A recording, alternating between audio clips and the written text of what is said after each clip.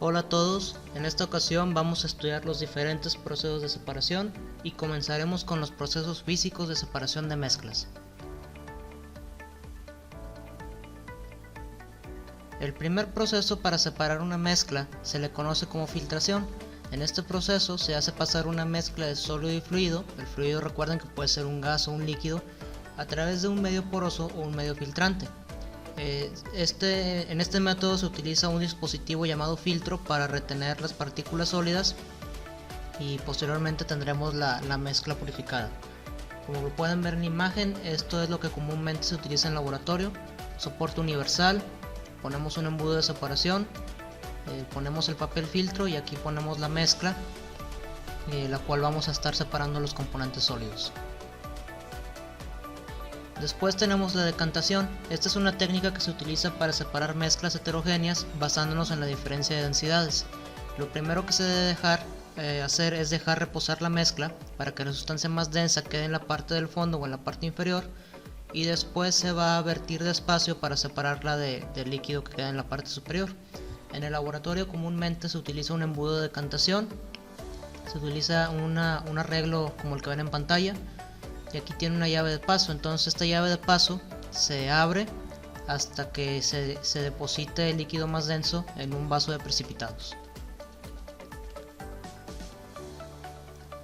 Luego tenemos la separación magnética. Este proceso consiste en separar dos sólidos, el cual uno de ellos tiene la propiedad de ser atraído por un imán.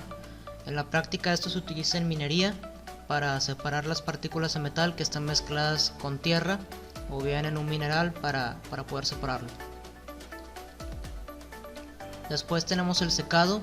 En este proceso básicamente estamos eliminando un líquido por medio de la vaporización. El secado puede ser al aire, al sol, ahumado o al viento. La evaporación. Esta técnica se utiliza para la separación de una mezcla homogénea mediante el calentamiento de la misma hasta que se evapore uno de los componentes. Idealmente se utiliza para separar mezclas sólido-líquido, como por ejemplo cloruro de sodio y agua. Después tenemos la destilación. Es una técnica de separación física que se emplea para separar mezclas líquido-líquido, y aquí la clave es que consideramos la diferencia de puntos de ebullición. La destilación puede ser simple, si los puntos de ebullición tienen una diferencia de 25 grados, puede ser fraccionada si la diferencia de puntos de ebullición es muy pequeña, o puede ser por arrastre, y aquí se utiliza vapor de agua para hacer la separación.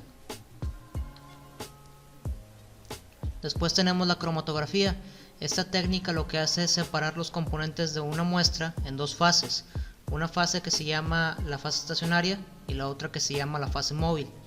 La cromatografía se basa en la carga, se puede basar también en la hidrofobicidad, es decir, si repele el agua, o puede basarse en alguna otra propiedad similar.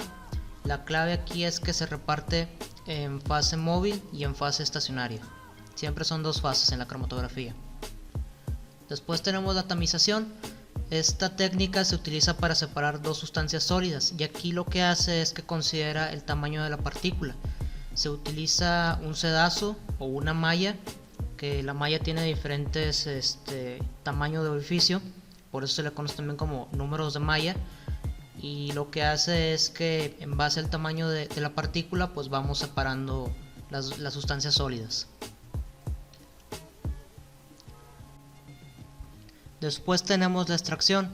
Este proceso de separación consiste en una sustancia que puede disolverse en dos disolventes no miscibles entre sí, con distinto grado de solubilidad y que están en contacto a través de una interfase. Así como lo podemos ver en la figura, tenemos la alimentación, que tiene un disolvente A con un soluto, tenemos un disolvente B, que es un líquido que vamos a utilizar para separar el componente deseado, y tenemos dos corrientes de salida, una que es el refinado, el disolvente A, que ya fue tratado, y el extracto, que tiene el disolvente B con el soluto recuperado.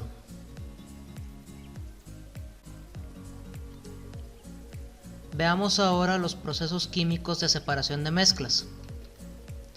En este video nos vamos a enfocar en tres. El primero es la cristalización. Este proceso consiste que a partir de un gas, un líquido, una disolución, las partículas van a establecer enlaces hasta que forman una red cristalina. La cristalización se emplea con bastante frecuencia en química para purificar una sustancia sólida, y los cristales pueden formarse por precipitación, congelamiento o deposición directa de un gas.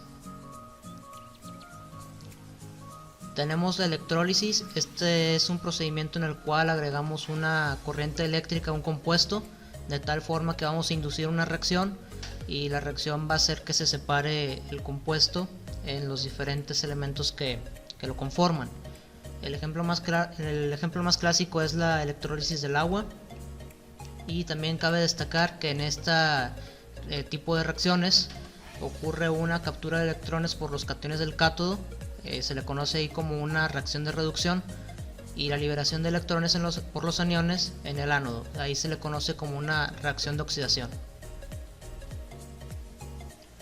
Y tenemos la floculación. Este proceso es muy utilizado para todo lo que es tratamiento de aguas, más que nada para hacer purificaciones. En este procedimiento lo que se hace es que se añade una sustancia que se llama floculante. Esta sustancia lo que va a hacer es que agrupa las sustancias coloidales o todas las impurezas que están presentes en el agua, de tal forma que éstas van a precipitar, y ya que precipitan podemos recurrir a un procedimiento físico, por ejemplo el decantado y el filtrado, para poder separar las impurezas del agua. Muchas gracias por su atención y su tiempo. No olviden suscribirse al canal para que no se pierda ningún video de la serie de química.